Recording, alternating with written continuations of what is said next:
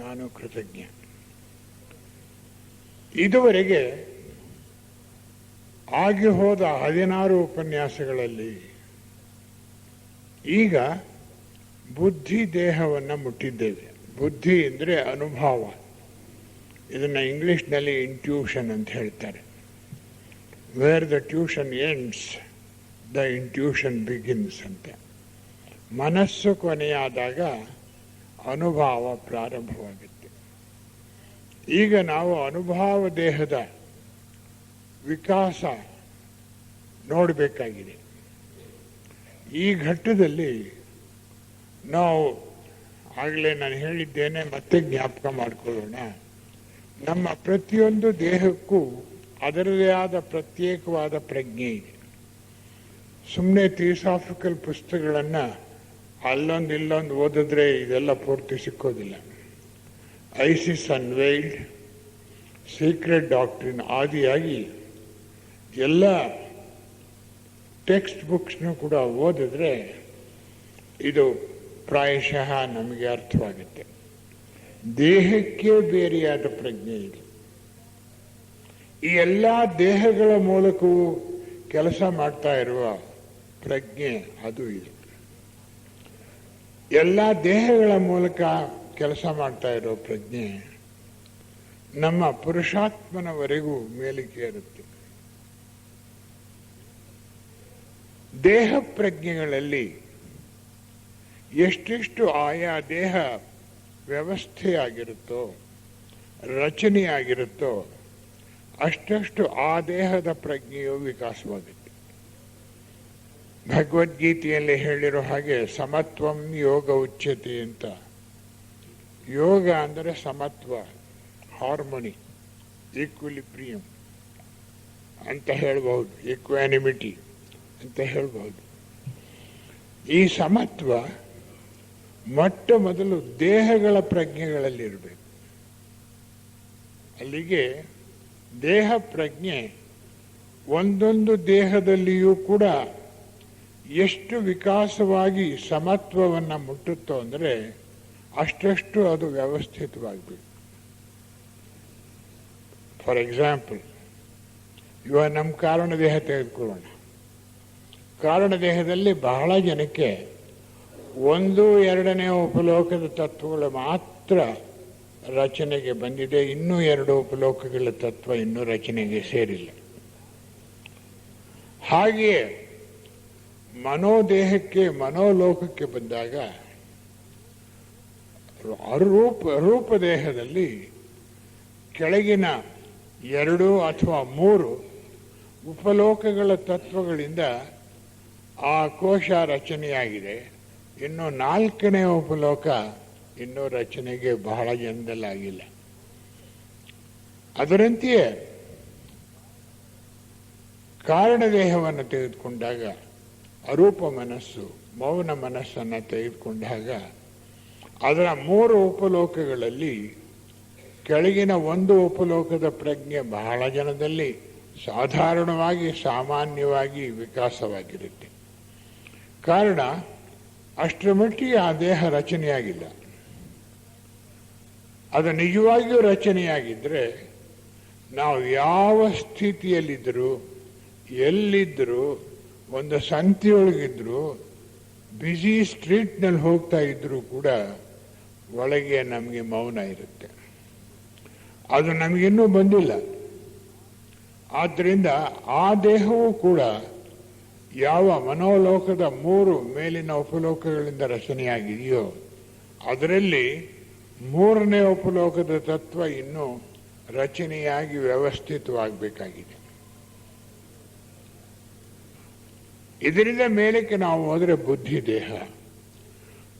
ದೇಹ ಪ್ರಾಯಶಃ 100ಕ್ಕೆ 90 ಜನರಲ್ಲಿ ಪ್ರಪಂಚದಲ್ಲಿ ಬುದ್ಧಿ ದೇಹ ವಿಕಾಸ ಆಗೇ ಇಲ್ಲ. ಇದು ವಿಕಾಸವಾದರೆ ಮಾನವ ಯೋಗಿ ಆಗಿಬಿಡ್ತಾನೆ, ಯೋಗ ಮಾರ್ಗ ಪ್ರವೇಶ ಮಾಡ್ತಾನೆ. ಆದ್ದರಿಂದ ನಮಗೆಲ್ಲ ಇನ್ನೂ ಇದು ಪೂರ್ತಿಯಾಗಿ ರಚನೆಯಾಗಿಲ್ಲ ಮತ್ತು ವಿಕಾಸವಾಗಿಲ್ಲ. ಈಗ ಈ ಬುದ್ಧಿ ದೇಹದ ರಚನೆ ನೋಡೋದಕ್ಕೆ ಮುಂಚಿತವಾಗಿ ನಾನು ಆಗಲೇ ಹೇಳಿದಾಗೆ ಆಯಾ ದೇಹದ ಪ್ರಜ್ಞೆ ಒಂದೊಂದು ದೇಹಕ್ಕೂ ಪ್ರತ್ಯೇಕವಾಗಿ ಬೇರೆ ಇರೋದ್ರಿಂದ ಅವುಗಳಲ್ಲಿ ಸಾಮರಸ್ಯ ಬರಬೇಕು, ಸಮತ್ವ ಬರಬೇಕು. ಅಂದರೆ ನಮ್ಮ ಯಾವ್ಯಾವ ದೇಹ ಎಷ್ಟರ ಮಟ್ಟಿಗೆ ರಚನೆಯಾಗಿದೆಯೋ ಅಂತ ನಮ್ಮನ್ನು ನಾವೇ ತಿಳ್ಕೊಳ್ಬೇಕು. ಅದನ್ನು ತಿಳ್ಕೊಳ್ಳೋಕೆ ಸಾಧ್ಯ. ಅದಕ್ಕೆ ಮನುಷ್ಯನ ಮನಸ್ಸು ಹರಿತವಾಗಿರಬೇಕು, ಜೊತೆಗೆ ಪ್ರಾಮಾಣಿಕತೆ ಇರಬೇಕು. ನಾವೆಷ್ಟೆಷ್ಟು ಮಾನಸಿಕವಾಗಿ ಪ್ರಾಮಾಣಿಕರಾಗಿರ್ತೀವಿ, ಈ ಪ್ರಾಮಾಣಿಕತೆ ಅನ್ನೋದು ಘಟ್ಟಕ್ಕೂ ಬದಲಾಗ್ತಾ ಹೋಗುತ್ತೆ. ಒಂದು ಘಟ್ಟದಲ್ಲಿದ್ದಾಗ ಇನ್ನೊಂದು ಘಟ್ಟದೊಳಗಿರೋದಿಲ್ಲ. ಆದ್ದರಿಂದ ಬೌದ್ಧರ ಜೀವನದಲ್ಲಿ ನಡೆದ ಒಂದು ಘಟನೆ, ಒಂದು ಕೆರೆ ಹತ್ರ ಒಬ್ಬ ಗಿಡಗಳನ್ನೆಲ್ಲ ಕಿತ್ತು ದಂಟು ಮಾತ್ರ ತಗೊಂಡು ಮೇಲಿನ ತುದಿ ಈ ಕೆಳಗಿನ ತುದಿ ಬೇರು ಮಾಡಿಬಿಟ್ಟು ಹೊರ ಕಟ್ತಾ ಇರ್ತಾನೆ. ಇನ್ನೊಬ್ಬ ಅಂದರೆ ಬುದ್ಧರ ಒಂದು ಜನ್ಮದಲ್ಲಿ ಅವರು ಸನ್ಯಾಸಿಯಾಗಿದ್ದರು. ಆ ಸನ್ಯಾಸಿ ಸ್ನಾನಕ್ಕೆ ಹೋಗ್ತಾರೆ ಆ ಕೆರೆಗೆ. ಸ್ನಾನ ಮಾಡುವಾಗ ಸೂರ್ಯೋದಯವಾಗುತ್ತೆ. ಆ ಸೂರ್ಯೋದಯದ ಬೆಳಕಿನಲ್ಲಿ ಕಮಲ ಪುಷ್ಪ ಮೊಗ್ಗುಗಳೆಲ್ಲ ಅರಳಿ ಪುಷ್ಪವಾಗುತ್ತೆ. ಅದು ಅರಳಿ ಪುಷ್ಪವಾಗುವಾಗ ಅದರ ಮಧುರವಾದ ಗಂಧ ವಾಸನೆ ಆ ಕೆರೆಯನ್ನೆಲ್ಲ ತುಂಬಿಕೊಳ್ಳುತ್ತೆ. ಅಷ್ಟೊತ್ತಿಗೆ ಈ ಸನ್ಯಾಸಿ ಒಂದು ಮುಳುಗಿದ್ರು. ಮೇಲಕ್ಕೆದ್ದಾಗ ಸುವಾಸನೆ ಬಂತು. ಅದನ್ನು ನೋಡ್ತಾ ಹಾಗೇ ನಿಂತಿರ್ತಾರೆ. ಆಗ ಒಬ್ಬ ಯಕ್ಷ ದೇವತೆ ಮರದಿಂದ, ಏ ಕಳ್ಳ, ಯಾತಕ್ಕೆ ಕಳ್ತನ ಮಾಡ್ತಾ ಇದೀಯ? ಇವನು ಹೇಳ್ತಾನೆ, ಯಾತಕ್ಕೆ ನಾನೇನು ಕಳ್ತನ ಏನು ಮಾಡ್ತಾ ಇದ್ದೀನಿ? ನೋಡು, ನೀನು ವಾಸನೆ ಹೆಚ್ಚಾಗಬೇಕು ಅಂತ ಯಾಕೆ ನಿಂತ್ಕೊಂಡೆ? ಮುಂದಿನ ಸಾರಿ ಮುಳುಗೋದನ್ನ ತಕ್ಷಣ ಯಾಕೆ ಮುಳುಗಲಿಲ್ಲ? ಒಂದಷ್ಟೊತ್ತು ನಿಧಾನ ಮಾಡಿಯಲ್ಲ ಆ ವಾಸನೆಯನ್ನು, ಸುವಾಸನೆಯನ್ನು ಸವಿಯೋಕ್ಕೋಸ್ಕರ. ಇದು ಕಳ್ತನವೇ, ನಿನ್ನ ಭಾಗದಲ್ಲ ಅದು. ನೀನು ಒಂದೇ ಸಮನೆ ಮುಳುಗಿ ಸ್ನಾನ ಮಾಡ್ತಾ ಇದ್ರೆ ಅದು ಎಷ್ಟು ಬರುತ್ತೋ ಸ್ವಾಭಾವಿಕವಾಗಿ ಅಷ್ಟು ವಾಸನೆಯನ್ನು ನೀನು ಕುಡಿದ್ರೆ ಕಳ್ತನ ಮಾಡಿದಾಗ ಆಗೋಲ್ಲ. ನಿಂತ್ಕೊಂಡು ನಾನು ಹೆಚ್ಚಿನ ವಾಸನೆ ಕುಡಿಬೇಕು ಅಂತ ಅನ್ನೋದು ಕಳ್ತನಕ್ಕೆ. ಅವಾಗ ಈ ಸನ್ಯಾಸಿ ಹೇಳ್ತಾನೆ, ನೋಡಿಯ ಯಕ್ಷ ದೇವತೆ, ಆ ಕೊನೆಯಲ್ಲಿ ಏನು, ಅವನೊಬ್ಬ ಬಂದು ಈ ಕಮಲದ ಗಿಡವನ್ನೆಲ್ಲ ಕಿತ್ತು ತುದಿಯನ್ನ ಬುಡವನ್ನ ಕತ್ತರಿಸಿ ದಂಟು ತಗೊಂಡೋಗ್ತಾ ಇದ್ದಾನೆ. ಆವಾಗ ಆ ಯಕ್ಷ ದೇವತೆ ಹೇಳುತ್ತೆ, ಅವನು ಸೂಲಗಿತ್ತಿಯ ಬಟ್ಟೆ ಇದ್ದಾಗೆ ಅಂತ. ಅಂದರೆ ಈ ಕಾಲದಲ್ಲಿ ಹೇಳೋದ್ರೆ ವರ್ಕ್ಶಾಪ್ನ ಚೇರ್ಮನ್ ಬಟ್ಟೆ ಇದ್ದಾಗೆ, ಫೋರ್ಮನ್ ಬಟ್ಟೆ ಎಲ್ಲ ಕೊಳೆಯಾಗಿ ವೇಸ್ಟ್ ಎಲ್ಲನೂ ಕೈಲಿ ಒರೆಸ್ಕೊಳ್ತಾ ಇರ್ತಾನೆ. ಅದರ ಮೇಲೆ ಒಂದಷ್ಟು ಇಂಕ್ ಸುರಿದ್ರೂ ಗೊತ್ತಾಗಲ್ಲ. ಅವನು ಆ ತರಹದವನು. ನೀನು ಶುದ್ಧವಾದ ಬಿಳಿ ಬಟ್ಟೆ ಇದ್ದಾಗೆ ಒಂದು ಚುಕ್ಕೆ ಇಟ್ಟರೂ ನೀನು ಗೊತ್ತಾಗ್ಬಿಡುತ್ತೆ. ಅವನಿಗಿಂತಲೂ ನೀನು ಹೆಚ್ಚಾಗಿ ಹುಷಾರಾಗಿ ಎಚ್ಚರಿಕೆಯಿಂದ ಇರಬೇಕು. ಆಗ ಆ ಸನ್ಯಾಸಿ, ಅಂದರೆ ಬುದ್ಧರ ಜನ್ಮ ಜನ್ಮದ ಚರಿತ್ರೆಯನ್ನ ಜಾತಕ ಸ್ಟೋರೀಸ್ ಅಂತ ಪ್ರೊಫೆಸರ್ ರಾಧಾಕೃಷ್ಣ ಮುಖರ್ಜಿ ಅನ್ನೋರು, ಕಲ್ಕಟಾ ಯೂನಿವರ್ಸಿಟಿ ಪ್ರೊಫೆಸರ್ ಆಗಿದ್ದವರು, ಬಹಳ ಸುಂದರವಾದ ಭಾಷೆಯಲ್ಲಿ ತರ್ಜುಮೆ ಮಾಡಿದ್ದಾರೆ ಲೈಟ್ ಆಫ್ ಏಷ್ಯಾ ಅನ್ನೋ ಪುಸ್ತಕದಲ್ಲಿ. ಅದರಲ್ಲಿ ಒಂದೊಂದು ಆ ಜಾತಕ ಸ್ಟೋರೀಸ್ನ ಓದಿದಾಗ ಅದರಲ್ಲಿ ಒಂದು ಜನ್ಮದಲ್ಲಿ ಆವಾಗ ಬುದ್ಧರೇ ಹುಟ್ಟಿದ್ದು ಆ ಸನ್ಯಾಸಿಯಾಗಿ. ಆಗ ಅವರು ಹೇಳ್ತಾರೆ, ನೀನಿಷ್ಟು ಮಟ್ಟಿಗೆ ಬಂದು ಕಾಲಕ್ಕೆ ಸರಿಯಾಗಿ ನಾನು ಎಚ್ಚರಿಸ್ತೀಯಲ್ಲ, ನಿನಗೆ ನನ್ನ ಅತ್ಯಂತ ಭಕ್ತಿಪೂರ್ವಕ ಕೃತಜ್ಞತೆಗಳು. ಮುಂದೇನು ಹೀಗೆ ಮಾಡ್ತಿದ್ರೆ ನಾನು ಇನ್ನೂ ಕೃತಜ್ಞನಾಗಿರ್ತೇನೆ ಅಂತ ಸನ್ಯಾಸಿ ಹೇಳಿದ್ರೆ ಯಕ್ಷ ಹೇಳ್ತಾನೆ, ಮುಂದೆ ನಿನ್ನ ಎಚ್ಚರಿಸೋದಿಲ್ಲ, ನಾನು ಒಂದೇ ಸಾರಿ ಈ ಸಾರಿ ಎಚ್ಚರಿಸಿದ್ದೇನೆ ನಿನ್ನ, ಮತ್ತೆ ನಾನು ಬಂದು ಎಚ್ಚರಿಸಲಿ ನನಗೆ ಒಳ್ಳೇದಾಗಲಿ ಅಂದ್ರೆ ಸಾಧ್ಯ ಇಲ್ಲ, ನಿನ್ನ ನೀನೇ ನೋಡ್ಕೊಂಡು ಸರಿ ಮಾಡಿಕೊಳ್ಬೇಕು ಅಂತ ಆ ದೇವತೆ ಹೇಳುತ್ತೆ. ಇದನ್ನು ನೋಡಿದಾಗ ನಮ್ಮಲ್ಲಿ ಎಷ್ಟರ ಮಟ್ಟಿಗೆ ನಮ್ಮ ಪ್ರಜ್ಞೆ ವಿಕಾಸವಾಗಿದೆ ಅನ್ನೋದು ಗೊತ್ತಾಗುತ್ತೆ. ಮನಸ್ಸು ಅತ್ಯಂತ ಪ್ರಾಮಾಣಿಕವಾಗಿ, ಅತ್ಯಂತ ಹರಿತವಾಗಿ, ಅತ್ಯಂತ ಸೂಕ್ಷ್ಮವಾಗಿ, ಅತ್ಯಂತ ತಕ್ಷಣವೇ ತಿಳಿದುಕೊಳ್ಳುವಂತಹ ಶಕ್ತಿಯನ್ನು ಪಡೆಯುತ್ತೋ ಅಲ್ಲಿಯವರೆಗೆ ಮನಸ್ಸಿನ ರೂಪದೇಹದ ಪ್ರಜ್ಞೆಯ ವಿಕಾಸವಾಗುತ್ತೆ. ಹಾಗೆಯೇ ಸ್ಥೂಲ ದೇಹದ ಪ್ರಜ್ಞೆ. ಸ್ಥೂಲ ದೇಹದ ಪ್ರಜ್ಞೆ ಅಂದರೆ ಪ್ರಾಣಮಯ ಕೋಶ ಸೇರಿಕೊಂಡು, ಅನ್ನಮಯ ಕೋಶ ಮತ್ತು ಪ್ರಾಣಮಯ ಕೋಶ ಇವೆರಡರಲ್ಲಿಯೂ ಕೂಡ ಇದರದ್ದೇ ಆದ ಒಂದು ಪ್ರಜ್ಞೆ ಇದೆ. ಈ ಪ್ರಜ್ಞೆ ವಿಕಾಸವಾಗಬೇಕು. ಎಷ್ಟೋ ಸಾರಿ ಹೋಗ್ತಾ ಇರ್ತೇವೆ, ಮುಂದೆ ಒಂದು ಹೆಜ್ಜೆ ಇಟ್ಟರೆ 100 ಅಡಿ ಹಳ್ಳಕ್ಕೆ ಬಿದ್ದು ಹೋಗ್ತೇವೆ. ಮನಸ್ಸು ಏನೋ ಯೋಚನೆ ಮಾಡ್ತಿರುತ್ತೆ, ಆದರೂ ತಕ್ಷಣ ನಿಂತು ಬಿಡ್ತೇವೆ ನಾವು. ಏತಕ್ಕೆ ಅಂತ ಗೊತ್ತಿಲ್ಲ. ಇದು ದೇಹದ ಪ್ರಜ್ಞೆ. ಆ ಸ್ಥೂಲ ದೇಹದ ಪ್ರಜ್ಞೆ ಈ ಸ್ಥೂಲ ದೇಹವನ್ನು ಪ್ರೊಟೆಕ್ಟ್ ಮಾಡಿ ಕಾಪಾಡಿಕೊಳ್ಳೋದಕ್ಕೆ ಅದು ಯಾವಾಗಲೂ ಸದಾ ಸಿದ್ಧವಾಗಿರುತ್ತೆ. ತಕ್ಷಣ ಅದು ಬ್ರೇಕ್ ಹಾಕಿ ಆ ಮನುಷ್ಯನನ್ನು ನಿಲ್ಲಿಸುತ್ತೆ. ಮನಸ್ಸು ಬೇರೆ ಏನೋ ಯೋಚನೆ ಮಾಡ್ತಿರುತ್ತೆ. ಆವಾಗ ನಾವು ಅಯ್ಯೋ ಇನ್ನೊಂದು ಹೆಜ್ಜೆ ಇಟ್ಬಿಟ್ಟಿದ್ರೆ ನನ್ನ ಪ್ರಾಣನೇ ಹೊರಟೋಗ್ತಿತ್ತಲ್ಲ, ಎಷ್ಟರ ಮಟ್ಟಿಗೆ ನನಗೆ ಒಳ್ಳೆ ಇದು ಬಂತು ಅಂದರೆ ಅದು ಮೇಲಿನವ್ರು ಮಾಡಿದ್ರು, ಋಷಿಗಳು ಮಾಡಿದ್ರು, ದೇವರು ಮಾಡ್ದ ಅಂತ ಈ ತರಹ ಮೂಢನಂಬಿಕೆಯ ತೊಟ್ಟಿಯಲ್ಲಿ ಮುಳುಗಬಾರ್ದು ನಾವು. ಇದು ದೇಹ ಪ್ರಜ್ಞೆ. ದೇಹಕ್ಕೆ ದೇಹದ ರಕ್ಷಣೆ ಗೊತ್ತು, ಅದಕ್ಕೋಸ್ಕರ ತಟಕ ನಿಲ್ಲಿಸುತ್ತೆ. ಹಾಗೆಯೇ ಈ 3 ದೇಹಗಳಲ್ಲಿ ಸಮತ್ವ ಬರಬೇಕು. ಅನ್ನಮಯ ಕೋಶ, ಪ್ರಾಣಮಯ ಕೋಶ ಎರಡೂ ಸೇರಿಕೊಂಡು ಒಂದು, ಕಾಮದೇಹ ಮತ್ತು ರೂಪ ಮನಸ್ಸು, ಇವು 3ರಲ್ಲಿ ಸಮತ್ವ ಬರಬೇಕು. ದೇಹ ಪ್ರಜ್ಞೆಗಳಲ್ಲಿ ಸಮತ್ವ ಮತ್ತು ದೇಹ ಪ್ರಜ್ಞೆಗಳಲ್ಲಿ ಕೆಲಸ ಮಾಡ್ತಾ ಇರುವ ಟೋಟಲ್ ಕಾನ್ಷಿಯಸ್ನೆಸ್, ಪೂರ್ತಿ ಪ್ರಜ್ಞೆ, ಪೂರ್ಣ ಪ್ರಜ್ಞೆ, ಅದರಲ್ಲೂ ಸಮನ್ವಯ ಬರಬೇಕು. ಬರೀ ದೇಹ ಪ್ರಜ್ಞೆಗಳಲ್ಲಿ ಸಮತ್ವ ಬಂದರೆ ಸಾಲದು, ಆ ದೇಹಗಳ ಪ್ರಜ್ಞೆಗೂ ಹಾಗೆಯೇ ಸಾಮೂಹಿಕವಾಗಿ ಕೆಲಸ ಮಾಡ್ತಾ ಇರೋ ಪೂರ್ಣ ಪ್ರಜ್ಞೆಗೂ ಸಮತ್ವ ಬೇಕು. ಇದು ನಮ್ಮ ಜೀವನದಲ್ಲಿ ಸದಾ ನಡ್ಕೊಂಡು ಹೋಗಬೇಕು. ಹೀಗೆ ನಾವು ಉಪನ್ಯಾಸದೊಳಗಾದರೂ ಇದುವರೆಗೆ ಇದನ್ನೆಲ್ಲ ವಿಮರ್ಶನೆ ಮಾಡಿದ್ದೇವೆ.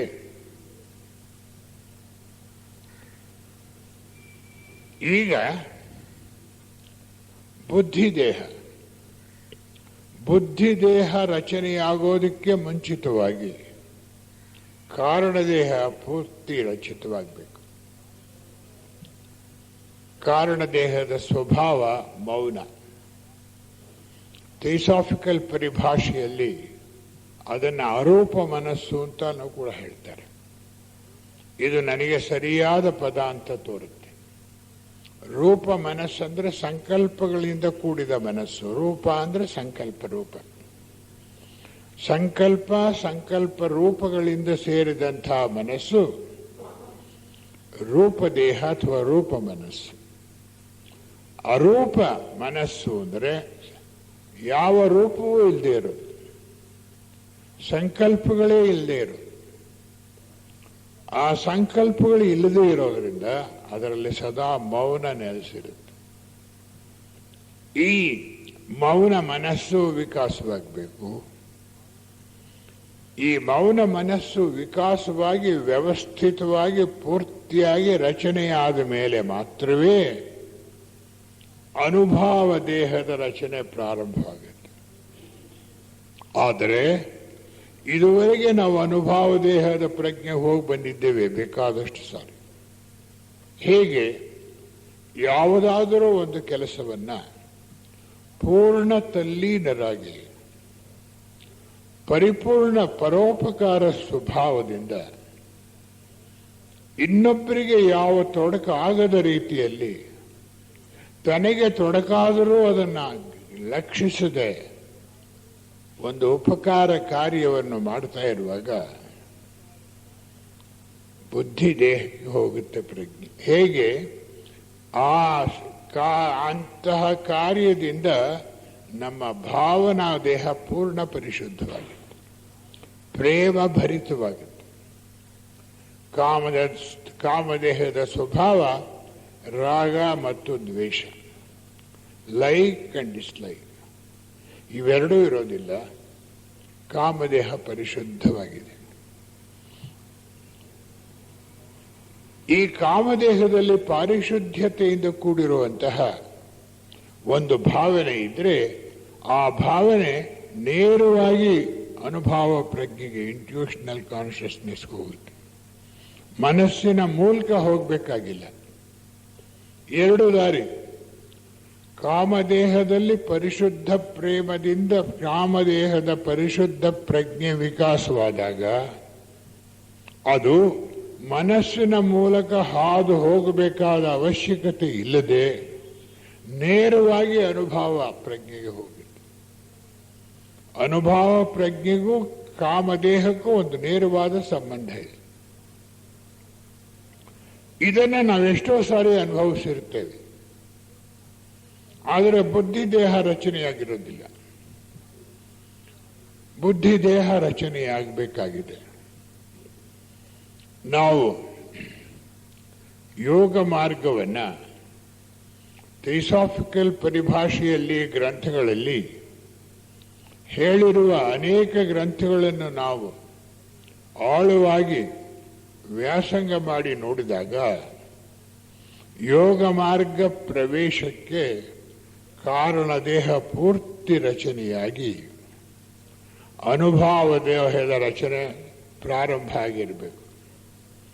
ಈಗ ಉದಾಹರಣೆಗೆ ಪರಮಗುರು ಚರಣ ಸನ್ನಿಧಿ, at the feet of the master.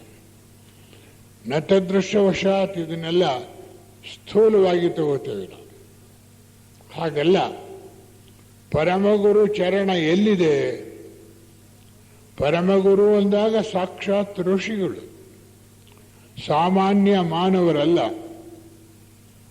ಈ ಋಷಿಗಳು ಅಂದರೆ ಜೀವನ್ಮುಕ್ತರಾದಾಗಿನಿಂದಲೂ ಇನ್ನೊಂದು ಹೆಜ್ಜೆ ಮುಂದಕ್ಕೆ ಹೋಗಿರೋರು.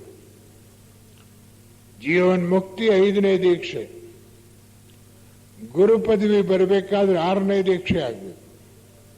ಅದಕ್ಕೆ ಋಷಿ ಅಂತಾರೆ, ಪಾಳಿ ಭಾಷೆಯಲ್ಲಿ ಚೌಹಾನ್ ಅಂತಾರೆ. ಎಲ್ಲ ಋಷಿಗಳು ಗುರುಗಳಾಗುವುದಿಲ್ಲ. ಕೆಲವೇ ಗುರುಗಳು ಮಾತ್ರ ಶಿಷ್ಯರನ್ನು ಸ್ವೀಕರಿಸ್ತಾರೆ. ಒಬ್ಬೊಬ್ಬ ಗುರುವಿಗೂ ಶಿಷ್ಯರು ಪ್ರಪಂಚದಾದ್ಯಂತ ಎಲ್ಲ ಕಡೆ ಇರ್ತಾರೆ. ಹೀಗೆ ಅಂತಹ ಗುರುಗಳ ಪ್ರಜ್ಞೆ ಹೇಗಿರುತ್ತೆ? ಅದು ಕಾರಣದೇಹದಿಂದ ಕೆಳಗಿಳಿಯೋದಿಲ್ಲ. ಕಾರಣದೇಹದವರೆಗೆ ಮಾತ್ರ ಇಳಿಯುತ್ತೆ. ಋಷಿಗಳ ಪ್ರಜ್ಞೆ, ಚೌಹಾನ್ರ ಪ್ರಜ್ಞೆ ಅಲ್ಲಿಂದ ಕೆಳಗಿಳಿಯಲ್ಲ. ಶಿಷ್ಯನಾಗ ಬಯಸುವವನು ತನ್ನ ಪ್ರಜ್ಞೆಯನ್ನು ಕಾರಣದೇಹದಲ್ಲಿ ತಗೊಂಡೋಗಿ ಬೆಳೆಸ್ಕೋಬೇಕು. ಕಾರಣದೇಹದಲ್ಲಿ ಪ್ರಜ್ಞೆ ವಿಕಾಸವಾಗೋದಕ್ಕೆ ಪ್ರಾರಂಭವಾದಾಗ ಅಲ್ಲಿದೆ ಗುರುಚರಣ, ಗುರುಗಳ ಪಾದ ಅಲ್ಲಿದೆ.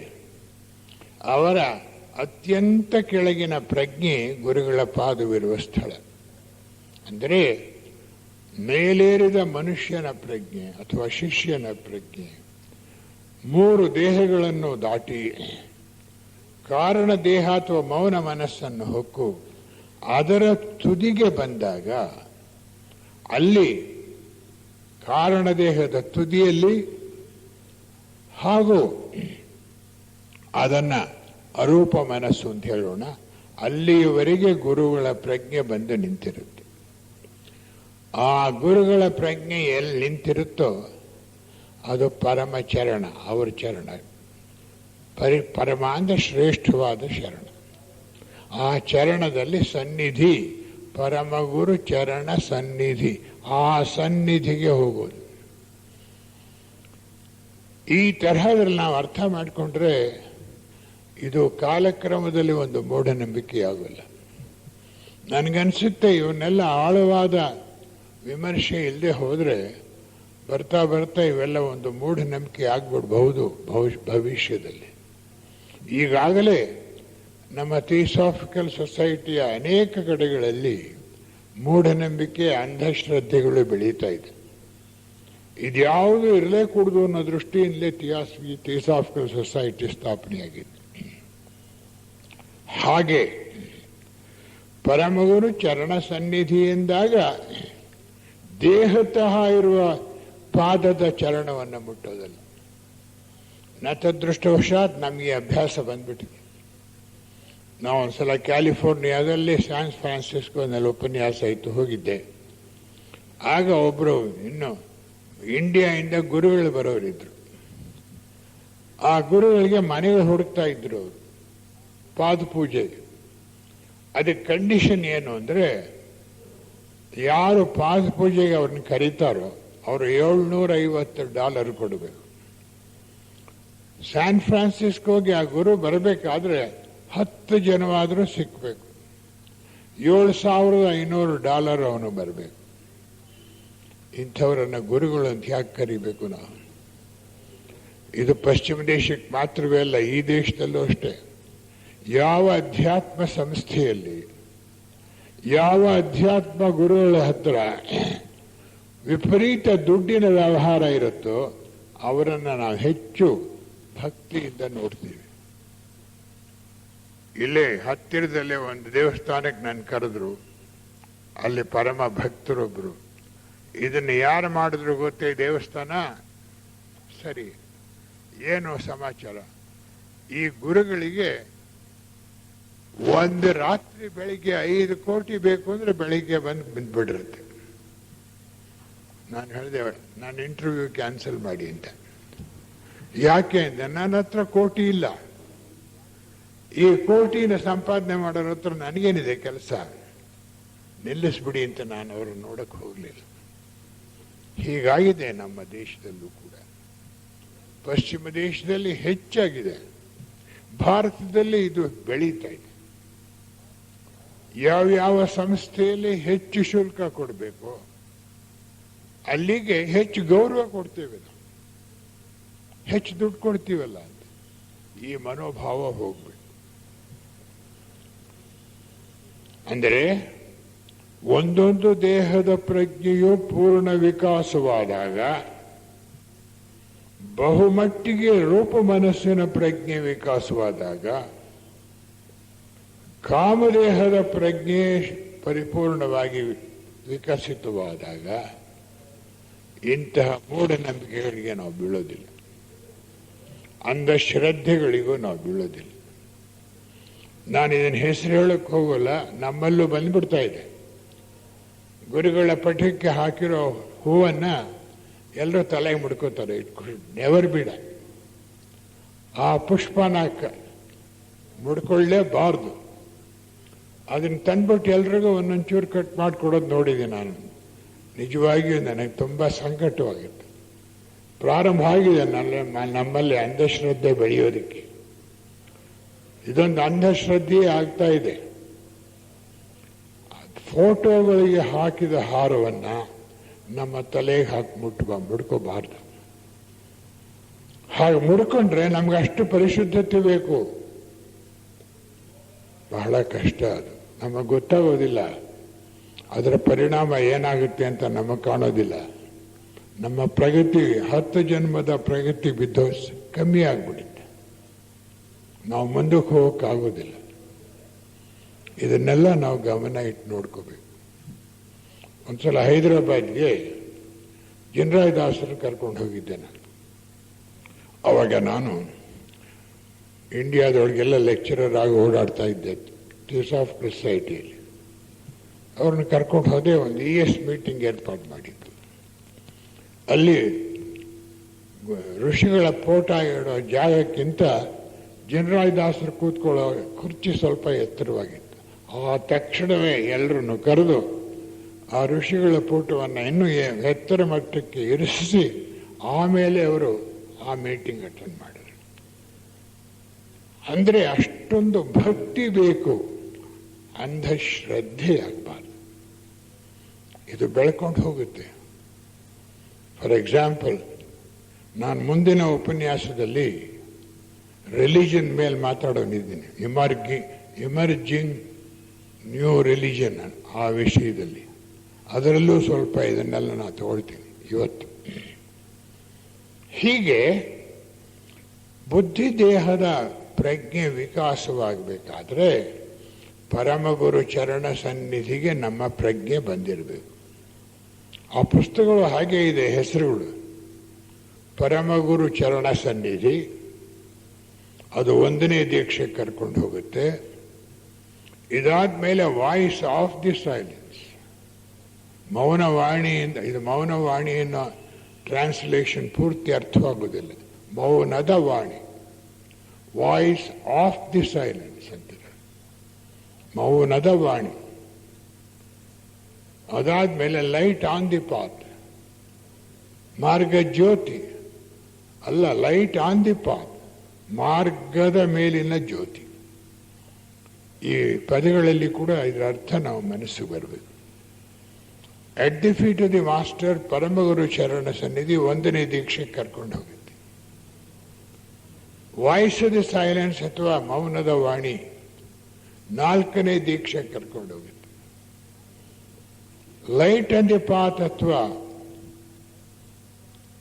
ಹಾದಿಯ ಮೇಲಿನ ಬೆಳಕು, ಪಥದ ಮೇಲಿನ ಬೆಳಕು, ಇದು ನಮ್ಮನ್ನು 6ನೇ ದೀಕ್ಷೆ ಕರ್ಕೊಂಡು ಹೋಗುತ್ತೆ. ಋಷಿ ಪದವಿ ಕರ್ಕೊಂಡು ಹೋಗ್ಬಿಡುತ್ತೆ. ಯಾವಾಗ ಇವುಗಳಲ್ಲಿರುವ ಗೂಢಾರ್ಥವನ್ನು ತಿಳ್ಕೊಂಡು ಮೂಢನಂಬಿಕೆ ಮಾಡಿಕೊಳ್ಳದೆ, ಅಂಧಶ್ರದ್ಧೆ ಇಲ್ಲದೆ, ಥಿಯೋಸಾಫಿಕಲ್ ಪರಿಭಾಷೆಯಲ್ಲಿ ಹೇಳಿರುವ ಋಷಿಗಳನ್ನು ಕೂಡ ಪೂಜ್ಯ ವಸ್ತುಗಳು ಅಂತ ಅಂದುಕೊಳ್ಳದೆ, ಅತ್ಯಂತ ಭಕ್ತಿ ಗೌರವವನ್ನು ಮಾನಸಿಕವಾಗಿ ಮಾತ್ರ ಇಟ್ಕೊಂಡು ಬಾಹ್ಯದಲ್ಲಿ ಅದನ್ನು ತೋರಿಸೋದಕ್ಕೆ ಪ್ರಯತ್ನ ಪಡೆದೆ, ಆ ಪರಮಗುರು ಚರಣ ಕಾರಣ ದೇಹದ ತುದಿಯಲ್ಲಿ ಏನಿದೆಯೋ ಅಲ್ಲಿವರೆಗೆ ನಮ್ಮ ಪ್ರಜ್ಞೆಯನ್ನು ಏರಿಸಿ ಆ ಗುರು ಪ್ರಜ್ಞೆಗೆ ಅಲ್ಲಿ ಪ್ರದಕ್ಷಿಣೆ ಮಾಡೋದು, ಅಲ್ಲಿ ಸಂಪರ್ಕ ಮಾಡೋದು, ಅಲ್ಲಿ ಗುರುಪಾದ ಪೂಜೆ. ಇಲ್ಲಲ್ಲ,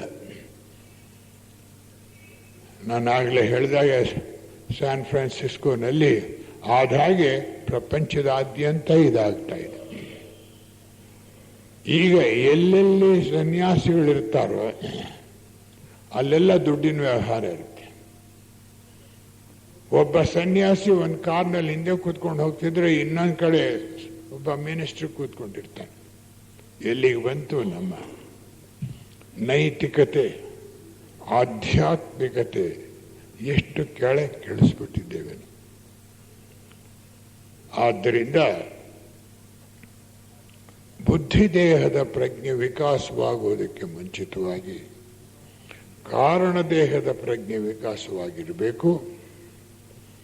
ಈ 4 ದೇಹದ ಪ್ರಜ್ಞೆಗಳು, ದೇಹದ ಪ್ರಜ್ಞೆ ಬೇರೆ ಬೇರೆ ಇದೆಯಲ್ಲ, ಈ 4 ಪ್ರಜ್ಞೆಗಳಿಗೂ ಸಮತ್ವ ಬರಬೇಕು, ಈಕ್ವಲಿಬ್ರಿಯಂ.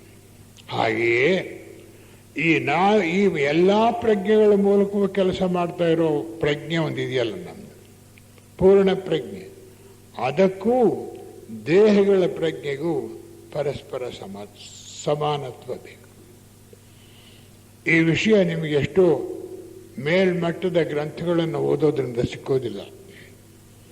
ಈ ದೇಹ ಪ್ರಜ್ಞೆಗೂ ಬೇರೆ ಪ್ರತ್ಯೇಕ ಪ್ರಜ್ಞೆ ಇದೆ ಅನ್ನೋದಕ್ಕೂ ಇದೊಂದು ಮಹತ್ವದ ಸತ್ಯ. ಥಿಯೋಸಾಫಿಕಲ್ ಸೊಸೈಟಿಯ ಗ್ರಂಥಗಳಲ್ಲಿ ಹೇಳಿರುವ ಅಪರೂಪದ ರತ್ನಗಳಲ್ಲಿ ಇದು ಒಂದು.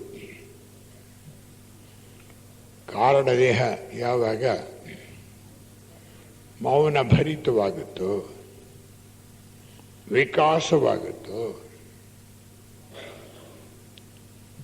ಯಾವಾಗ ನಾವು ಯಾವ ಸ್ಥಿತಿಯಲ್ಲಿ ಎಲ್ಲಿದ್ದರೂ ಅಂತರಂಗದಲ್ಲಿ ಮೌನವಾಗಿರುವಂತಹ ಸ್ಥಿತಿ ನಾವು ಬರುತ್ತೋ, ಗದ್ದಲವಾಗಲಿ, ಕಲಹವಾಗಲಿ, ಮನೆಯಲ್ಲಾಗಲಿ, ಒಂದು ಟಿವಿ ನೋಡೋ ಕಾಲದಲ್ಲೂ ಕೂಡ, ನ್ಯೂಸ್ ಪೇಪರ್ ಓದೋ ಕಾಲದಲ್ಲಿಯೂ ಒಳಗಡೆ ಮೌನವಾಗಿರಬೇಕು. ಯಾರಿಗೆ ಇದು ಸಾಧ್ಯವಾಗಿರುತ್ತೋ ಅವರಲ್ಲಿ ಕಾರಣ ದೇಹ ವಿಕಾಸವಾಗಿದೆ ಅಂತ ಅರ್ಥ. ಅಂದ್ರೆ ಎರಡು ತರಹ ಪ್ರಜ್ಞೆಯ ಮೇಲೇರುವಿಕೆ ಇದೆ. ಅದು ನಾನು ಆಗಲೇ ಹೇಳಿದಾಗೆ ಮತ್ತೆ ಮುಂದಿನ ಸಾರಿ ಅದನ್ನು ತಗೊಳ್ಬೇಕಾಗುತ್ತೆ ನಾನು ಈ ಸಂದರ್ಭದಲ್ಲಿ. ಸೂತ್ರಾತ್ಮನ ಮೂಲಕ ಪ್ರಜ್ಞೆ ಮೇಲಕ್ಕಿರೋದು ಒಂದು. ಸೂತ್ರ ಮತ್ತು ದೇಹದ ಶಾಶ್ವತ ಬೀಜ, ಅದರ ಮೂಲಕ. ಮತ್ತೊಂದು ದೇಹದಿಂದ ದೇಹಕ್ಕೆ ಏರ್ಕೊಂಡು ಹೋಗುವುದು.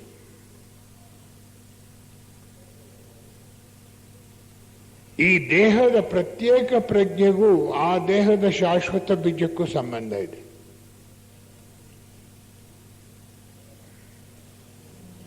ನಾನು ಮಾತನಾಡ್ತಾ ಇರುವಾಗ ಯಾರಿಗಾದ್ರೂ ಸ್ವಲ್ಪ ಇದು ಕಠಿಣ ಅಂತ ಆದರೆ ಹೇಳಿ, ನಾನು ಅದನ್ನ ಮತ್ತೆ ಸರಳ ಮಾಡೋಕ್ಕೆ ಪ್ರಯತ್ನ ಪಡ್ತೀನಿ. ಎಷ್ಟು ಸರಳವಾಗಿ ಹೇಳಬಹುದು ಅಷ್ಟು ಸರಳವಾಗಿ ಹೇಳ್ತಾ ಇದ್ದೀನಿ. ಕಠಿಣವಾಗಿ ಪಾಂಡಿತ್ಯ ಪೂರಿತವಾಗಿರೋ ಭಾಷಣ ಮಾಡೋದು ಸುಲಭ, ಸರಳವಾಗಿ ಹೇಳೋದು ಬಹಳ ಕಷ್ಟ. ಈ ದೇಹ ಪ್ರಜ್ಞೆಗಳಲ್ಲಿ ಸಮತ್ವ ಬರಬೇಕು. ಪೂರ್ಣ ಪ್ರಜ್ಞೆಗೂ ದೇಹ ಪ್ರಜ್ಞೆಗಳಿಗೂ ಸಮತ್ವ ಇರಬೇಕು. ನಾವು ಕಾರಣ ದೇಹಕ್ಕೆ ಬರೋ ಹೊತ್ತಿಗೆ 4 ದೇಹಗಳಲ್ಲಿ ಪ್ರತ್ಯೇಕ ಪ್ರಜ್ಞೆ, ದೇಹ ಪ್ರಜ್ಞೆಗಳಲ್ಲಿ ಸಮತ್ವ ಬರಬೇಕು. ಆ ಸಮತ್ವ ಕಾರಣ ದೇಹಕ್ಕೆ ಹೋಗೋದ್ರಿಂದಲೇ ಅದೇ ಸಾಧ್ಯವಾಗುತ್ತೆ. ಕಾರಣ ಮನಸ್ಸಿನ ಸಂಕಲ್ಪದ ಮೇಲಿರ್ತೇವೆ, ಅಲ್ಲಿ ಬರೀ ಮೌನ ಇದೆ. ನಾವಿದುವರೆಗೆ ಸಾಧನೆ ಮಾಡದೇ ಇದ್ರೂ, ಅಲ್ಪ ಸ್ವಲ್ಪ ಸಾಧನೆ ಮಾಡಿದ್ರೂ ಕೂಡ ಅದು ಸಾಧ್ಯವಾದರೆ, ಕಾರಣದೇಹದ ಪ್ರಜ್ಞೆ ವಿಕಾಸವಾದರೆ ಅದರ ಪ್ರಭಾವ ಕೆಳಗಿನ 4 ದೇಹಗಳಿಗೆ ಬಂದರೆ, ಅಂದರೆ ರೂಪ ಮನಸ್ಸು, ಕಾಮದೇಹ, ಪ್ರಾಣಮಯ ಕೋಶ, ಅನ್ನಮಯ ಕೋಶ, ಇವುಗಳ ಮೇಲೆ ಬಿದ್ದರೆ ಇವುಗಳ ದೇಹ ಪ್ರಜ್ಞೆಯಲ್ಲೂ ಸಮತ್ವ ಬರುತ್ತೆ, ಪೂರ್ಣ ಪ್ರಜ್ಞೆಯಲ್ಲೂ ಸಮತ್ವ ಬರುತ್ತೆ. ದೇಹ ಪ್ರಜ್ಞೆಗಳು ಮತ್ತು ಪೂರ್ಣ ಪ್ರಜ್ಞೆಯಲ್ಲೂ ಸಮತ್ವ ಬರುತ್ತೆ. It's 2 way of rising in consciousness. ಪ್ರಜ್ಞೆಯಲ್ಲಿ ಏರುವ ಸ್ಥಿತಿ, ಹೀಗೆ ಹೋಗಬೇಕು ನಾವು. ಆವಾಗ ಬುದ್ಧಿ ದೇಹದ ಪ್ರಜ್ಞೆ ವಿಕಾಸವಾಗುವುದಕ್ಕೆ ಪ್ರಾರಂಭವಾಗುತ್ತೆ. ಅದರ ಪದವೇ ಇಂಟ್ಯೂಷನ್ ಅಂತ. ಈ ಅನುಭವ ಅನ್ನೋದನ್ನ ನಾನು ತರ್ಜುಮೆ ಮಾಡಿದ್ದೇನೆ. ಕೆಲವರು ಅಂತಃಸ್ಫೂರ್ತಿ ಅಂತ ಹೇಳ್ತಾರೆ, ಕೆಲವರು ಬುದ್ಧಿ ಅಂತ ಹೇಳ್ತಾರೆ. ಬುದ್ಧಿ ಅನ್ನೋ ಪದವನ್ನು ನಾವು ಉಪಯೋಗಿಸ್ತಾ ಇಲ್ಲ. ಕಾರಣ ಇಂಡಿಯಾದಲ್ಲಿ ವೇದಾಂತಿಗಳು ಚಿತ್ತ ಬುದ್ಧಿ ಅದಕ್ಕೆ ಸೇರಿಸ್ಬಿಡ್ತಾರೆ. ಅದನ್ನು ಬುದ್ಧಿನೂ ಚಿತ್ತಕ್ಕೆ ಸೇರಿಸ್ಬಿಡ್ತಾರೆ. ಅದಕ್ಕೋಸ್ಕರ ಅನುಭವ ಅಂತ, ಇಮೋಷನ್ ಅನ್ನೋದನ್ನು ರಸಭಾವ ಅಂತ ನಾನು ಟ್ರಾನ್ಸ್ಲೇಟ್ ಮಾಡಿದ್ದೀನಿ. ಕಾಮದೇಹದ ಆಸೆಗಳು ಇದಕ್ಕೆ ಆಸೆ. ಹಾಗಲ್ಲದೆ emotion, desire, emotion and will ಅಂತ 4 ಅಧ್ಯಾಯಗಳನ್ನು ಸ್ಟಡಿ ಇನ್ ಕಾನ್ಷಿಯಸ್ನೆಸ್ನಲ್ಲಿ ಡಾಕ್ಟರ್ ಬೆಸೆಂಟ್ ಬರೀತಾರೆ. ಆ ಗ್ರಂಥದ ಅನುಗುಣವಾಗಿಯೂ ಕೂಡ ಈ 4 ದೇಹಗಳಲ್ಲಿ ದೇಹ ಪ್ರಜ್ಞೆ ವಿಕಾಸವಾದಾಗ, ದೇಹ ಪ್ರಜ್ಞೆಗಳಲ್ಲಿ ಸಾಮರಸ್ಯ ಬಂದಾಗ, ದೇಹಗಳ ಪ್ರಜ್ಞೆಗೂ ಪೂರ್ಣ ಪ್ರಜ್ಞೆಗೂ ಸಾಮರಸ್ಯ ಬಂದಾಗ ಮನುಷ್ಯ ಆಗ ರೆಡಿಯಾಗಿದ್ದಾನೆ ಬುದ್ಧಿ ದೇಹವನ್ನು ವಿಕಾಸ ಮಾಡೋದಕ್ಕೆ. ಇದುವರೆಗೆ ನಾವು ಇಲ್ಲಿಗೆ ಬಂದು ಹೋಗಿದ್ದೇವೆ ಎಷ್ಟೋ ಸಾರಿ. ಬುದ್ಧಿದೇಹಕ್ಕೆ ಪರಿಶುದ್ಧವಾದ ಕಾಮದೇಹದ ಒಂದು ಭಾವನೆ ಹುಟ್ಟಿದಾಗ ಆ ಭಾವನೆ ನಮ್ಮನ್ನು ಬುದ್ಧಿದೇಹಕ್ಕೆ ಕರ್ಕೊಂಡು ಹೋಗುತ್ತೆ. ಮನಸ್ಸಿನ ಮೂಲಕ ಹೋಗಬೇಕಾಗಿಲ್ಲ. ಒಂದು ದಾರಿ ಮನಸ್ಸಿನ ಮೂಲಕ ಕಾಮದೇಹದ ಪ್ರಜ್ಞೆ ಹಾದು ಹೋದಾಗ ಬುದ್ಧಿ ಪ್ರಜ್ಞೆಯನ್ನು ತಲುಪುತ್ತೆ, ಅನುಭವ ಪ್ರಜ್ಞೆಯನ್ನು ತಲುಪುತ್ತೆ. ಇನ್ನೊಂದು ಹಾಗಲ್ಲದೆ ಕಾಮದೇಹದಿಂದ ನೇರವಾಗಿ ಬುದ್ಧಿದೇಹಕ್ಕೆ ಅನುಭವ ಪ್ರಜ್ಞೆಗೆ ಹೋಗುತ್ತೆ. ಮತ್ತೊಂದು ರೂಪ ಮನಸ್ಸು, ಅರೂಪ ಮನಸ್ಸನ್ನು ದಾಟಿ ಬುದ್ಧಿದೇಹಕ್ಕೆ ಹೋಗಬೇಕು. ಇಲ್ಲಿ ಪ್ರಜ್ಞೆ ವಿಕಾಸವಾಗುವುದಕ್ಕೆ ಪ್ರಾರಂಭವಾದಾಗ, ನಮ್ಮ ರಚನೆ ಇಲ್ಲಾದಾಗ ಇದಕ್ಕೆ ಏನಾಗಬೇಕು? ಪೂರ್ವ ಸಿದ್ಧತೆ. ನಮ್ಮ ಜಾಗೃತ್ ಪ್ರಜ್ಞೆ, ಸ್ಥೂಲ ದೇಹದಲ್ಲಿ ಜಾಗೃತ್ ಪ್ರಜ್ಞೆ ಇದೆ. ನಮಗೆ ಎಚ್ಚರವಾಗಿದ್ದೇವೆ. ಇಲ್ಲಿ ಕುರ್ಚಿ ಇದೆ, ಕುರ್ಚಿ ಮೇಲೆ ನಾವು ಕೂತಿದ್ದೇವೆ, ಇದೊಂದು ಹಾಲು, ಎಲ್ಲರೂ ಬಂದಿದ್ದಾರೆ, ಇಲ್ಲಿ ದೀಪಗಳಿವೆ. ಇವೆಲ್ಲ ಜಾಗೃತ್ ಪ್ರಜ್ಞೆ, ಸ್ಥೂಲ ದೇಹದ ಮೂಲಕ ವ್ಯಕ್ತವಾಗ್ತಾ ಇರುವ ಪ್ರಜ್ಞೆಗೆ ಇದೆಲ್ಲ ಗೋಚರವಾಗಿದೆ. ಹಾಗೆ ಈ ಜಾಗೃತ್ ಪ್ರಜ್ಞೆ ಏನಿದೆ ಇದು ಮೇಲಕ್ಕೆ ಏರ್ತಾ ಹೋಗ್ಬೇಕು. ಸ್ಥೂಲ ದೇಹದ ಜಾಗೃತ್ ಪ್ರಜ್ಞೆ ಕಾಮದೇಹದ ಜಾಗೃತ್ ಪ್ರಜ್ಞೆ ಆಗಬೇಕು. ಕಾಮದೇಹದ ಜಾಗೃತ್ ಪ್ರಜ್ಞೆ ಆದರೆ ಆ ವ್ಯಕ್ತಿ ಬಹಳ ಮುಂದಕ್ಕೆ ಹೋಗಿರ್ತಾನೆ ಜೀವನದಲ್ಲಿ. ಕಾರಣ ಕಾಮದೇಹದ ಪ್ರಜ್ಞೆ ನಾವು ಹೊರಗಡೆಯೂ ಅಲ್ಲ, ನಿದ್ರಿಸುವಾಗ ಸ್ವಪ್ನಾವಸ್ಥೆಯಲ್ಲೂ ಅದೇ ಕಾಮದೇಹದ ಪ್ರಜ್ಞೆ ಇರುತ್ತೆ.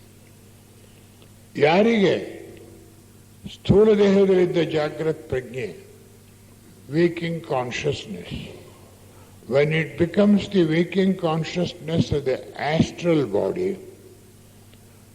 ಕಾಮದೇಹದ ಜಾಗೃತ್ ಪ್ರಜ್ಞೆ ಆದಾಗ ಮನುಷ್ಯ ಮಲಗಿ ನಿದ್ರೆ ಹೋಗುವಾಗ ಸ್ವಪ್ನದಲ್ಲೂ ಕೂಡ ಬಹಳ ಮುಂದೆ ಹೋಗ್ತಾನೆ. ಅವನಿಗೆ ಸ್ವಪ್ನ ಬೀಳೋದಿಲ್ಲ. ಸ್ವಪ್ನ ಬೀಳೋದಕ್ಕೆ ಕಾರಣವಾಗಿರೋ ಸಂಕಲ್ಪಗಳು ನೇರವಾಗಿ ಅವನಿಗೆ ಕಾಣುತ್ತೆ. ಕಾರಣ ಅವನ ಜಾಗೃತ್ ಪ್ರಜ್ಞೆ ಕಾಮದೇಹಕ್ಕೆ ಬಂದಿದೆ. ಹಾಗೆಯೇ ಕಾಮದೇಹದ ಜಾಗೃತ್ ಪ್ರಜ್ಞೆ ರೂಪ ಮನಸ್ಸಿಗೆ, ಯೋಚನಾ ಮನಸ್ಸಿಗೆ ಬರಬೇಕು. ಅದು ಬಂದಾಗ ಮನುಷ್ಯ ಎಚ್ಚರಿಕೆಯಿಂದಿರ್ತಾನೆ. ಸ್ವಾರ್ಥ, ಅಹಂಕಾರ, ಮಮಕಾರ, ಇವು ಮೂರು ಅಶುದ್ಧ ಯೋಚನೆಗಳು, ಶುದ್ಧವಿಲ್ಲದ ಯೋಚನೆಗಳು. ಸ್ವಾರ್ಥಕ್ಕೆ ಬದಲಾಗಿ ಪರಾರ್ಥ ದೃಷ್ಟಿ, ಮಮಕಾರಕ್ಕೆ ಬದಲಾಗಿ ಸರ್ವರ ಹಿತ ಕಾಯುವ ದೃಷ್ಟಿ, ಹಾಗೆ ಅಹಂಕಾರ ಬಹಳ ದೊಡ್ಡ ಮಿತ್ರ ಮತ್ತು ದೊಡ್ಡ ಶತ್ರು ಇದೆ. ಅಹಂಕಾರದಿಂದ ಬೇಕಾದಷ್ಟು ಸಾಧನೆ ಮಾಡಬಹುದು, ಅಹಂಕಾರದಿಂದ ಕೆಳಗೆ ಬೀಳಬಹುದು. ಇವು ಮೂರು ಹೋಗಿರಬೇಕು. ಪೂರ್ತಿ ಹೋಗಲ್ಲ. ಎಲ್ಲಿವರೆಗಿರುತ್ತೆ ಅಹಂಕಾರ? ನಾವು ಯೋಗ ಮಾರ್ಗದ ಮೇಲೆ ಬರೆದಿರೋ ಪುಸ್ತಕಗಳಲ್ಲಿ ಗೊತ್ತಿದೆ. 5ನೇ ದೀಕ್ಷೆ ಅತೀತ ಅನ್ನೋದು. ಅತೀತ ಅಥವಾ ಜೀವನ್ಮುಕ್ತ. ಆ ಕೊನೆ ಮೆಟ್ಲನ್ನು, ಅತೀತ ಅಥವಾ ಜೀವನ್ಮುಕ್ತನ ಮೆಟ್ಲನ್ನು ಹತ್ತೋದಕ್ಕೆ ಮುಂಚಿತವಾಗಿ 5 ಬಂಧನಗಳನ್ನು ಕಳ್ಕೋಬೇಕು. 5ರಲ್ಲಿ ಒಂದು ಮಾನೋ ಅಂತ. ಮಾನೋ ಅಂದರೆ ಅಹಂಕಾರ. ಆ ಘಟ್ಟದಲ್ಲೂ ಅಹಂಕಾರ ಇರುತ್ತೆ. ನಮ್ಮ ಪುರಾಣ ಕಥೆಗಳು ತೆಗೆದು ನೋಡಿದ್ರೆ ವಿಶ್ವಾಮಿತ್ರ ವಸಿಷ್ಠನ ಆಶ್ರಮದಲ್ಲಿ ಎಷ್ಟು 1000 ಜನ ಬಂದರೂ ಕೂಡ ಅಲ್ಲಿದ್ದಂಥ ಒಂದು ಹಸು ಮೈ ಒದರಿ ಎಲ್ಲ ಸಿದ್ಧತೆಗಳು ಮಾಡಿಬಿಡ್ತಾ ಇತ್ತು. ಅದನ್ನು ನೋಡಿ ಅದನ್ನು ತಗೊಂಡು ಹೋಗಬೇಕು ಅಂತ ವಿಶ್ವಾಮಿತ್ರ ಸತತ ಪ್ರಯತ್ನ ಪಟ್ಟ. ಇವರು ಆ ಋಷಿಗಳು ವಸಿಷ್ಠರು ಧ್ಯಾನದಲ್ಲಿದ್ದರು. ಇವನು ಎಳ್ಕೊಂಡು ಹೋಗಕ್ಕೆ ಪ್ರಯತ್ನ ಪಡ್ತಾನೆ. ಆ ಹಸುವಿನ ದೇಹದಲ್ಲಿ ಹುಟ್ಟಿದಂಥ ದೇವತೆಗಳು ಆ ವಿಶ್ವಾಮಿತ್ರನ್ನ ದೂರ ಹೋಗುವಂಗೆ ಮಾಡಿಬಿಡ್ತಾರೆ. ಅದಕ್ಕೋಸ್ಕರ ಅವನೇನು ಮಾಡ್ತಾನೆ, ವಸಿಷ್ಠನ ಮೇಲಿನ ಪ್ರತೀಕಾರ ತೀರ್ಸೋಕ್ಕೋಸ್ಕರ ರಾಜ್ಯ ಮನೆ ಮಠ ಎಲ್ಲ ತೊರೆದ್ಬಿಟ್ಟು ತಪಸ್ಸು ಹೊರಟೋಗ್ತಾನೆ. ತಪಸ್ ಮಾಡ್ತಾ ಮಾಡ್ತಾ ವಿಪರೀತ ತಪಸ್ಸಿನ ಶಕ್ತಿ ಹಬ್ಬುತ್ತಾ ಬರುತ್ತೆ. ದೇವತೆಗಳೆಲ್ಲ ಬಂದು ಹೇಳ್ತಾರೆ, ನೀನು ಬ್ರಹ್ಮರ್ಷಿ ಆಗಿದ್ದೀಯಾ, ರಾಜರ್ಷಿ ಅಲ್ಲ, ಇವಾಗ ನಿಲ್ಲಿಸು ಅಂತ. ಅವನೇನು ಹೇಳ್ತಾನೆ, ವಸಿಷ್ಠರು ಬಂದು ಹೇಳಬೇಕು. ವಸಿಷ್ಠರು ನೀನು ಜೀವನ್ಮುಕ್ತನಾಗಿದ್ದೀಯಾ ಅಂತ ಹೇಳಿದರೆ ನಾನು ಒಪ್ಕೊಳ್ತೀನಿ. ಅವರು ಬಂದು ನಾನು ಬ್ರಹ್ಮರ್ಷಿ ಅಂತ ಹೇಳಬೇಕು. ನೋಡಿ ಎಲ್ಲಿವರೆಗೆ ಅಹಂಕಾರ ಇದೆ. ವಿಶ್ವಾಮಿತ್ರ ಜೀವನ್ಮುಕ್ತಾವಸ್ಥೆಯ ಗರ್ಭಗುಡಿಯ ಹೊಸಲ ಮೇಲೆ ನಿಂತ್ಕೊಂಡಿದ್ದಾನೆ. ಆ ಗರ್ಭಗುಡಿಯ ಒಳಕ್ಕೆ ಹೋದರೆ ಅವನು ಜೀವನ್ಮುಕ್ತನಾಗ್ತಾನೆ. ಆದರೆ ವಸಿಷ್ಠರು ಬಂದು ನಾನು ಹೇಳಬೇಕು ಅಂತ ಇದೆಲ್ಲ ಬಹಳ ಸೂಕ್ಷ್ಮವಾದಂಥ ಅಹಂಕಾರ. ಅದು ನನ್ನನ್ನು ಹಸು ಕೊಡದೆ ಕಳಿಸ್ಬಿಟ್ನಲ್ಲ, ಅವನು ಬಂದು ನನಗೆ ಹೇಳಬೇಕು. ಆಗ ವಸಿಷ್ಠರೇ ಬಂದು ವಿಶ್ವಾಮಿತ್ರ ನೀನು ಬ್ರಹ್ಮರ್ಷಿ ಆಗಿದ್ದೀಯಾ ಅಂತ ಹೇಳಿದ್ಮೇಲೆ ನೆನೆಸ್ಬಿಡ್ತಾನೆ. ಇವೆಲ್ಲ ಕಥೆಗಳ ರೂಪದಲ್ಲಿದೆ, ಆದರೆ ಇದಕ್ಕೆಲ್ಲ ಬಹಳ ಅಧ್ಯಾತ್ಮ ಅರ್ಥ ಇದೆ. ಅಹಂಕಾರ ಜೀವನ್ಮುಕ್ತ ಅವಸ್ಥೆ ಬರೋದಕ್ಕೆ ಮುಂಚಿತವಾದ ಸ್ಥಿತಿಯಲ್ಲಿಯೂ ಕೂಡ ಅಹಂಕಾರ ಇರುತ್ತೆ. ಈ ಬುದ್ಧಿ ದೇಹದಲ್ಲಿ ರಚನೆಯಾಗಕ್ಕೆ ಶುರುವಾದರೆ ಬುದ್ಧಿ ಪ್ರಜ್ಞೆ ವಿಕಾಸವಾಗೋದಕ್ಕೆ ಶುರುವಾದರೆ ಮನುಷ್ಯ ಯೋಗ ಮಾರ್ಗವನ್ನು ಹತ್ತಿದ್ದಾನೆ. ಈ ಘಟ್ಟದಲ್ಲಿ ಆ ಯೋಗ ಮಾರ್ಗವನ್ನು ಹೇಳಿ ನಾವು ಮುಂದಕ್ಕೆ ಹೋಗೋದು ಒಳ್ಳೆಯದು. ನಮ್ಮ ಥಿಯೋಸಾಫಿಕಲ್ ವಾಂಗ್ಮಯದಲ್ಲಿ ಪರಿಭಾಷೆಯಲ್ಲಿ ಯೋಗ ಮಾರ್ಗವನ್ನು 10 ಘಟ್ಟಗಳಾಗಿ ವಿವರಿಸಿದ್ದಾರೆ. ಮೊದಲನೆಯದು ಪರಿವ್ರಾಜಕ, ಎರಡನೇದು ಕುಟೀಚಕ, ಮೂರನೇದು ಹಂಸ, ನಾಲ್ಕನೇದು ಪರಮಹಂಸ, ಐದನೇದು ಜೀವನ್ಮುಕ್ತ, ಆರನೆಯದು ಋಷಿ, ಏಳನೆಯದು ಮಹರ್ಷಿ, ಎಂಟನೆಯದು ಬುದ್ಧ, ಒಂಬತ್ತನೇದು ಸನತ್ ಕುಮಾರರು ಕಿಂಗ್ ಆಫ್ ದಿ ವರ್ಲ್ಡ್, ಹತ್ತನೇದು ಸೈಲೆಂಟ್ ವಾಚರ್ ಮೌನ ಈಕ್ಷಕ. ಈ 10 ಮೆಟ್ಟಲನ್ನೇ ಹೇಳಿದ್ದಾರೆ. ಮಾಸ್ಟರ್ ಸಂಡೇ ಪಾತ್ನೊಳಗಿದೆ, ಫಸ್ಟ್ ಪ್ರಿನ್ಸಿಪಲ್ಸ್ ಆಫ್ ಥಿಯಾಸಫಿ ಒಳಗಿದೆ, ಸ್ಟಡಿ ಇನ್ ಕಾನ್ಷಿಯಸ್ನೆಸ್ನಲ್ಲಿದೆ, ಇನ್ನೂ ಕೆಲವು ಅನೇಕ ಗ್ರಂಥಗಳಿದೆ. ಈ 10 ಮೆಟ್ಟಲನ್ನು ಹತ್ತಿ ಹೋಗುವುದು ಯೋಗ ಮಾರ್ಗದಲ್ಲಿ ಇದೆ. 10ಕ್ಕಿಂತ ಜಾಸ್ತಿ ಇಲ್ಲ ಈ ಭೂಮಂಡಲದಲ್ಲಿ. ಇದೇ ಅತ್ಯಂತ ತುದಿಯ ಮೆಟ್ಟಲು, 10ನೇ ದೀಕ್ಷೆ. ಹಿಂದೆ ಈ ಭೂಮಂಡಲದ ಪ್ರಫುಲ್ಲಾಗಿದ್ದವರು ಈಗ ಮೌನ ಈಕ್ಷಕರಾಗಿದ್ದಾರೆ, ಸೈಲೆಂಟ್ ವಾಚರ್. ಅವರನ್ನು ಕೆಲವು ಯೋಗಿಗಳು ವಿನಾಯಕ ಸೈಲೆಂಟ್ ವಾಚರ್ ಅಂತ ಹೇಳ್ತಾರೆ.